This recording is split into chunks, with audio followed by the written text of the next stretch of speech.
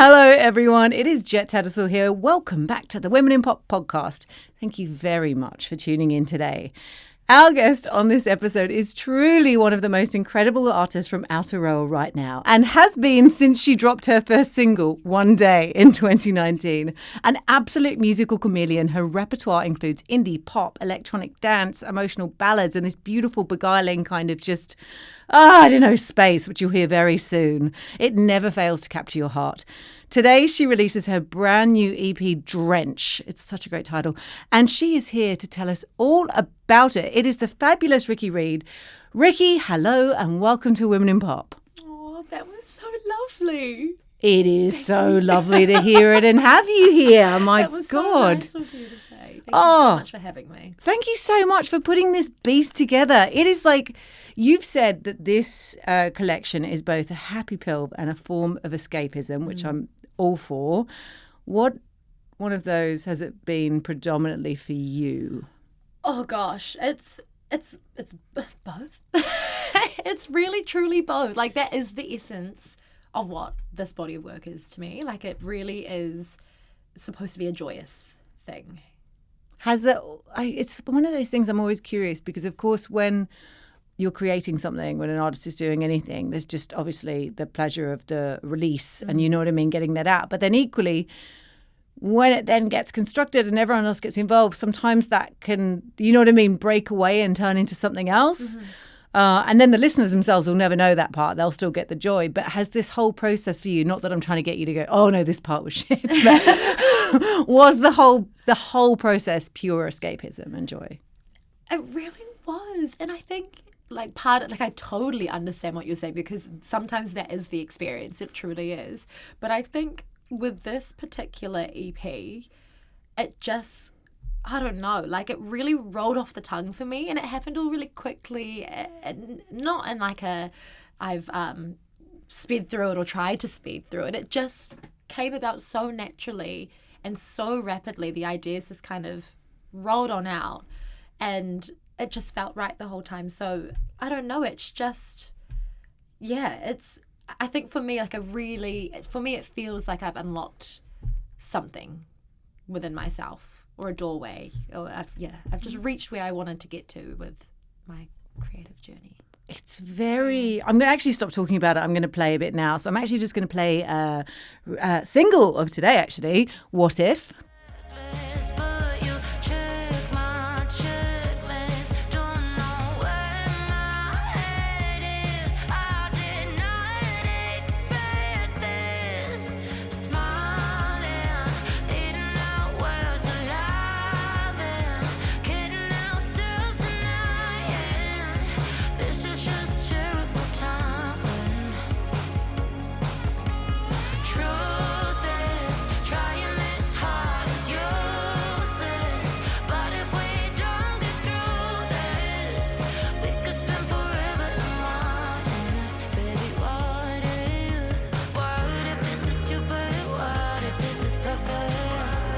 Okay, so this, I'm going to call it a bop. I feel like it just captures kind of like the whole album, but it's just this sort of sunset. And in Sunset, it's like that melancholy but upbeat. It's like Rear Vision Mirror, like pure romance. You know what I mean? Speaking the mood board, literally. Like I can actually, like what you said, I was like, that's it. Like that literally. Oh, so I'm glad it came through. How did this song emerge into the collection? Was it one of the earlier ones that you were like, okay, this just signifies the whole thing? Literally. Oh, to a T. Like everything you've said is exactly what happened. Like genuinely, this song is so special to me. It's all been such a joy, this entire kind of EP, but this particular song really is the catalyst for the whole project for me. And kind of what defines it as that is that I think it's the song that gave me my breakthrough in terms of defining who I am as an artist and the sound that I'm wanting to kind of adopt as Riiki Reid, per se. Because I don't know, I've been doing my project for a while now. It's been some years and it's been great, and it's been a lot of experimenting with different sonic worlds and just aesthetics and everything, while I've kind of tried to find who I am as an artist. But I've always kind of known what sort of an artist I want to be and what sort of sound I'm trying to chase. And it's taken all this time until writing What If to find that. And I remember going into the session back in March last year, 2024, and going into the studio and being like, okay, I've got these parameters for the first time of what I think I'm trying to create. And for me, that was really about trying to bring all of the worlds that I've introduced of myself into one kind of sound. I don't know if that makes sense, but I don't know. If anyone's followed my project before this EP, I kind of started from a place of being like, I'm a dancer and I love dance music. Let's show that side. Once that's done, let's show the alternative rock influences that I love. Done that. And then I went into kind of the more pop ballads and things.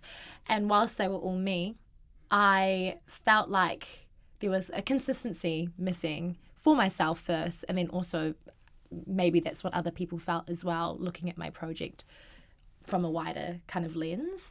I just felt like I was confused at like what I was trying to do and what I was trying to, I guess, brand as Riiki Reid.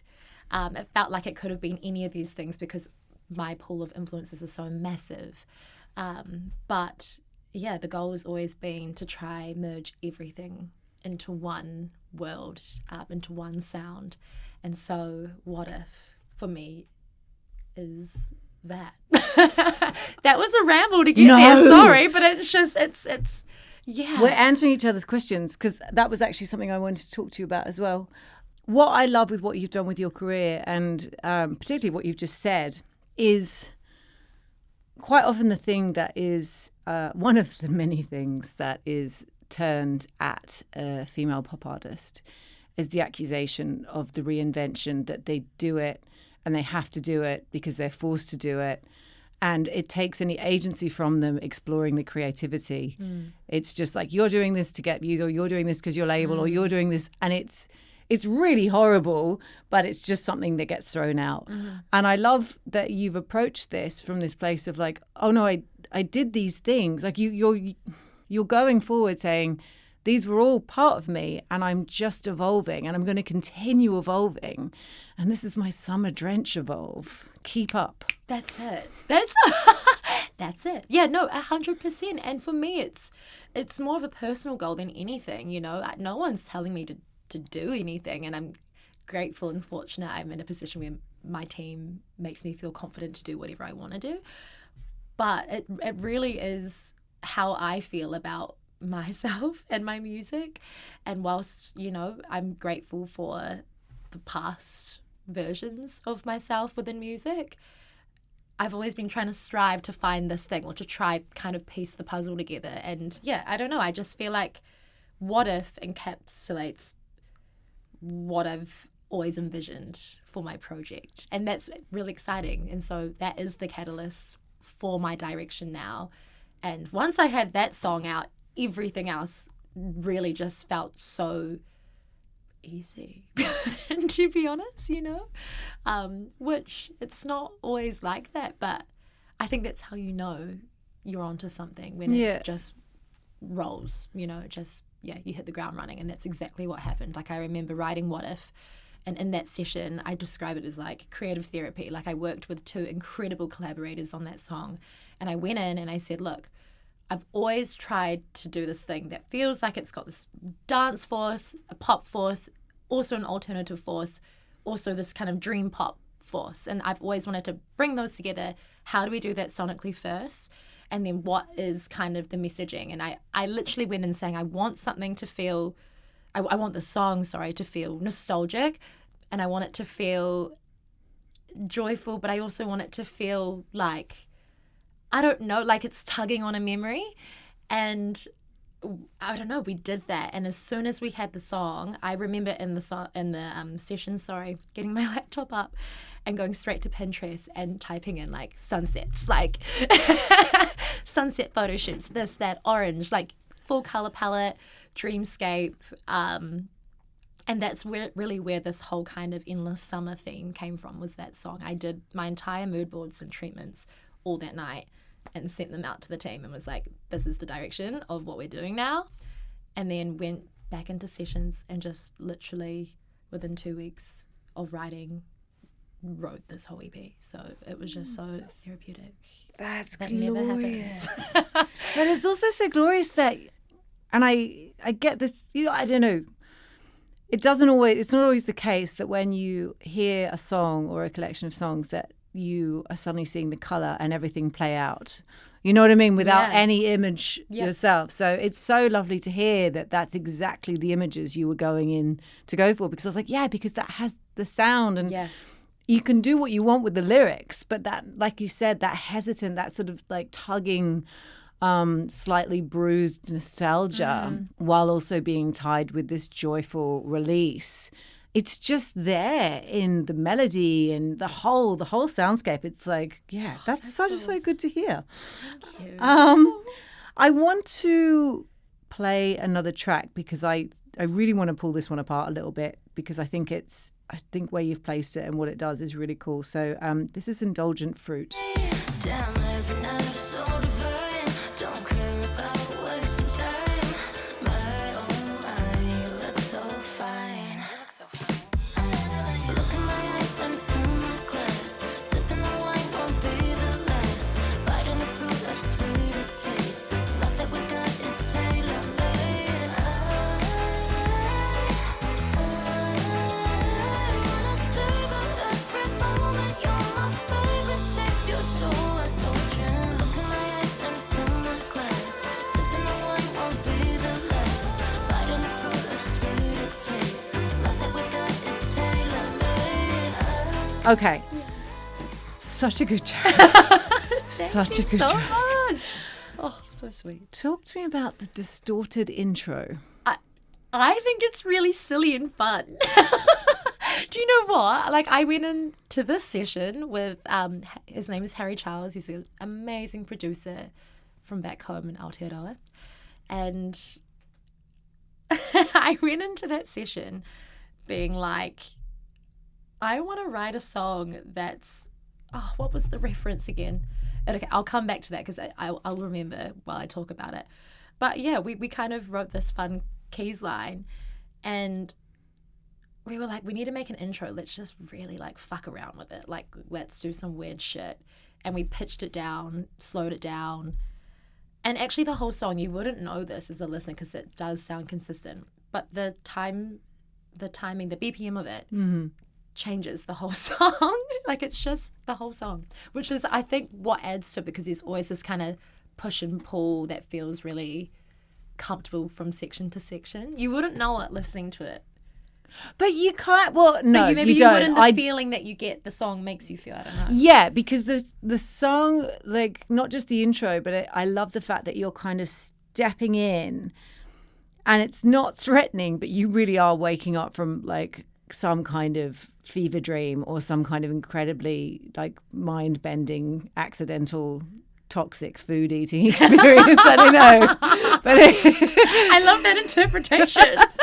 But then it steps into a joyful place. But I love, you know what it is, and I think this goes hand in hand with your musical trajectory. And you always seem to want to push things a little, even in the pop sphere and, you know, your alternative sphere. You always just want to like dig it and grind it a little bit. And so in this track, I love that we're walking through that sort of haze into that beautiful summer, but much like with What If, there's a lingering bruise, which is really cool. And you set the whole EP up with that. Go, hey, we're going to have a really nice time here, but we're still carrying everything else, like we're carrying our baggage. Yeah. We're not going to moan about it, but it's there. Totally. I love that interpretation of that as well, because that's definitely relevant and true to this EP as well. There's like the initial inspiration for this entire EP comes from a place of, I guess, wanting to try imagine a world that is really over romanticized and beautiful, you know? So it's cool because it's true. Like that maybe I wasn't actually in the sunshine. Actually, I wasn't. It was winter when I wrote this whole body of work, you know. I was wishing and dreaming and creating my own world and writing myself into it with this whole EP. But no, I mean, I love that. I think that particular intro of the song, to me, it's really like, and it's placed at the beginning of this whole EP because it feels like it's like, okay, turn it up. Like we're getting into this, and it just feels like the intro. It feels like you're turning up the heat and turning up the summer. And I almost imagine it being like you're underwater, and then you come up, and when you come up, your eyes are a little bit blurry from the water, from the sea salt or something, and you look, and then you realize where you are, and you're like, this is paradise. And to me, that's like that intro. That's Yours is much nicer than my version. Your version is got great. It's creepy. the same thing though. It's like this is a bit off, and then you come to focus, and you're like, okay, I put my glasses we're on. here. And you know what? That intro to me is essentially like over romanticized. It's like, this is what it actually looks like, but put these glasses on and like, oh, this looks much nicer. You know, like that's so cool, true. You know, and that's kind of what See, I had interpret it. what I had you're it with the saying. toxic, the toxic buffet.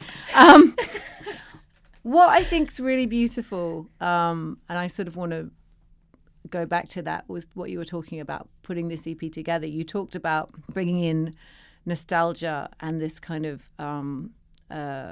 like neon, but equally modern, and there's that tinge, and you know what I mean, bringing in your rock sensibilities and all these things.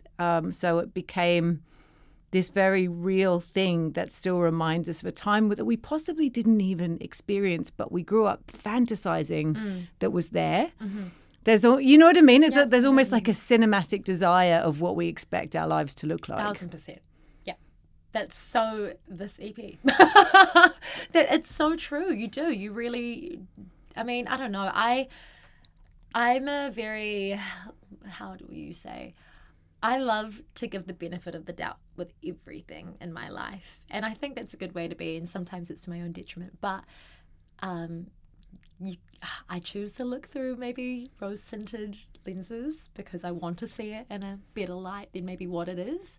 And I think that is kind of really a core theme throughout this entire EP. It's so over-romanticized, you know, that it is such a dream world. And I think it isn't always reality, but it's kind of fun to live up there until you need to come back down to earth and then be hit with like reality, you know? It's a nice place to go in the meantime. It's a nice place to go. And I'm kind of like, that's okay. Let's live up here for a minute. And, you know, when I'm done with this phase, reality will present itself. That's another thing. I'm really channeling all the joyous parts of what that feels like to kind of escape and to put the rose tinted lenses on, and we'll just be there for a minute, and then when that puddles out, you'll know what's actually going on in reality.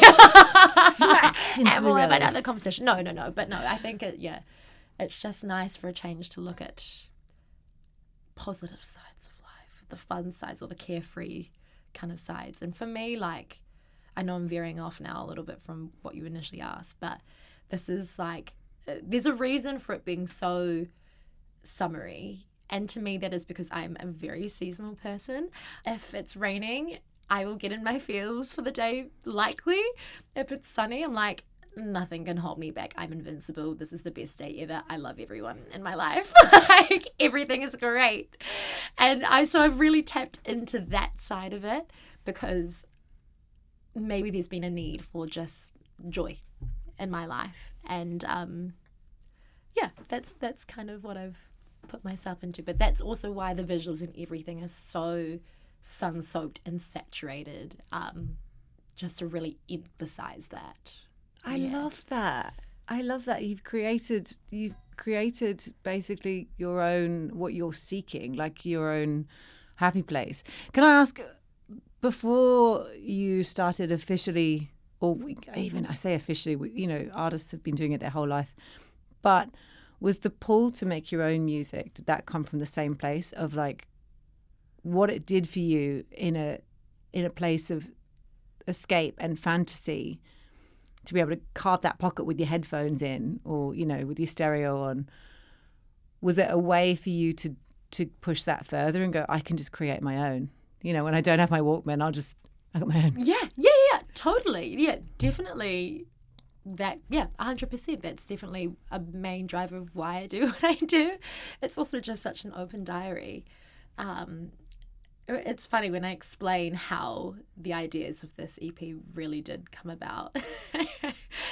It actually came from a place of, in particular last year, which is when I wrote all of this, kind of, okay, I'm in my 20s, and so many of my friends and people around me are kind of at that point in their lives of, you know, they've either got amazing jobs and an incredible career, or they've gone and moved overseas, or they're traveling, or everyone's just really doing life. And I am too, absolutely.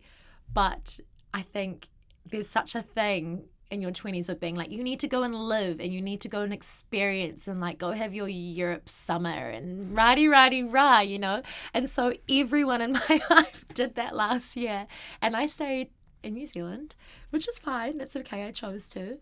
But I really felt like a sense of missing out, and a real sense of like, oh my gosh, I'm missing out on such epic life experiences with the people I love, and they're all doing that without me, and I'm missing out on that. And so I painted this world for me to like feel like I was a part of it in a way. But the greater effect that it's now had on me, writing all this music, is now I've kind of come out being like, okay, it's kind of through this process of creating this whole EP and the everything around it, it's kind of inspired me and motivated me to do that now, to actually embody that in real life. And so I went traveling this year. I'm doing all the things I wanted to do. And now like the kind of message I'm getting from everything is like, cool, I want people to listen to this and for it to be joyous for them first and foremost. But I want people to feel brighter after listening to this. And I don't know, nostalgic, but in a reflective way that makes them feel motivated to do what they need to do too. I don't know. You created your own soundtrack. That's what you've done. Your own soundtrack to travel. I love that. I did. We talked about obviously your vision and your mood board and this incredible art that's already coming out both visually and sonically with this collection. Is that approach to world building with you, is it something that is always hand in hand with your songwriting? Always. Big time. Oh my gosh, the visual and the sound, like they just build each other up, you know? Like you can, to me, you can, like, I guess, yes, you can have one or the other, but it only makes the sound better or the visual look better when they're put together to me. But I'm a very visual person. Like gosh, everyone who I work with knows that I'm like Google Slides. Like I put a whole PowerPoint together with like photo references and everything to articulate my ideas. But when I write a song, I feel like I usually get a good gut feeling that it's going to be a song I'm going to release and I'm really happy with when I start seeing like a visual world around it or some sort of imagery or a music video or something.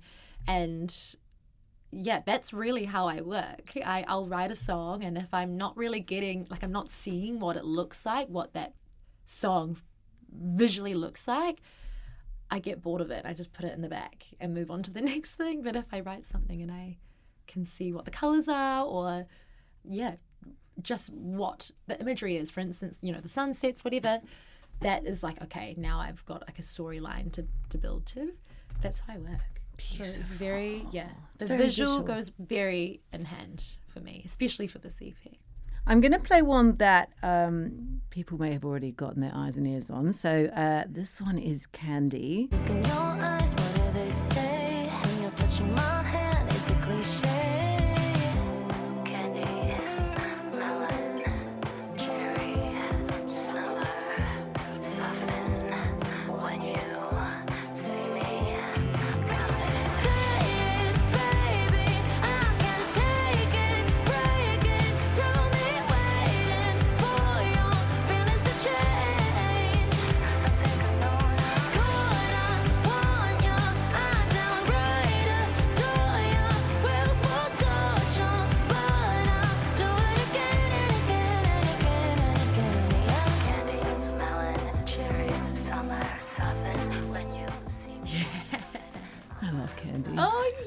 Such a good track. When that one came out, I was like, Oh, Um, thank you. you talked about this track that it came from a place of reminiscence again and the feelings, and again attaching to the end of summer. Can you talk to me a little bit about where it came from in the progression? Because I know you said "What If" kind of encapsulated. Did Candy soon follow after with regards to record and creation? It's no. Well, okay, so all up, I would have created all these songs within 2 weeks, really. But I wrote What If in March and then didn't do any writing until October. I was just full conceptualizing all the ideas, all the themes, everything. Got back in the studio here in Sydney in October and then wrote everything else in that week, pretty much, in that 2 weeks. And so Candy, it definitely lyrically, meaning-wise, comes from a similar place as What If. But for me, these themes around the summer and how amazing and over-romanticized it is, and it's great, nothing can go wrong, it's whatever, we're not thinking about the future, we're just really present. And then you get to the end of the summer and you're like, oh, like now life is going to actually happen. Now, like, I'm faced with reality. Like, what is going to happen from here? The summer's over. I've got to go back to work. I've got to, I'm not on holiday anymore. This person's going to leave. What am I doing? You start asking all these questions. So for me, Candy, it follows that, but I guess, from like a romantic relationship point of view in terms of, being in a summer romance and then coming to, I guess, on this side of the world that we're in, coming to the end of January or February, end of February really, and being like, okay, the summer's over. Like, is this a fling or is this actually going to happen? Like, is this going to work? Is our lives going to align? Like, is it just a summer thing or is it not? And I think that's the premises of Candy, which is... You're totally right, though. No. It's such a bop. But equally, it's very different, like a relationship on the beach to a relationship at your house. It's very different. Yeah, it is. And it's also, again, like you're in that mindset. I'm having fun. This is fun. So great. And then you kind of get to a point where you're like, wait, is this more than that or is it not? Or am I just like stoked that was fun for the summer? Or is this going to continue? And there it is again. So, yeah. But there it is again. And I'm going to keep using this. And I shouldn't, like, am I projecting your EP onto it? But there's that bruise again. Yeah. It's like it's a total bop, but there's a sting there, which I have so much time for. Yeah. It's bittersweet. You've cited very diverse influences for this collection, pardon me. Like The Cure, just my heart and soul. Yes. Suki Waterhouse and Dua Lipa, and a lot of nostalgic kind of old, like, pop rock. I say old. Yeah. It's my era. No. I love, it's amazing. If Drench were a curated mixtape in your bedroom, like, oh my gosh, what other artists or songs would make the cut? Holy moly. Big question. Sorry. No, I would need to pull out my phone and I could even do that. Okay, the playlist, I actually have a playlist for this song. Should I get it up? Go on, Okay, let's get it up. I'm going to get it up. You're right, it is such like a vastly wide pool in terms of The Cure. I'll get this up. But it should be, because, like the way you said what you went into the studio and you said we need nostalgia, but we need modern and we need, Yeah. Well, these people come from everywhere in time. Totally. And I definitely went into making this EP going, okay, nostalgic nostalgia is a big part of this. I knew I wanted to feel timeless as well. And for me, like, I don't know, I love, I'm not going to say old music, but older music.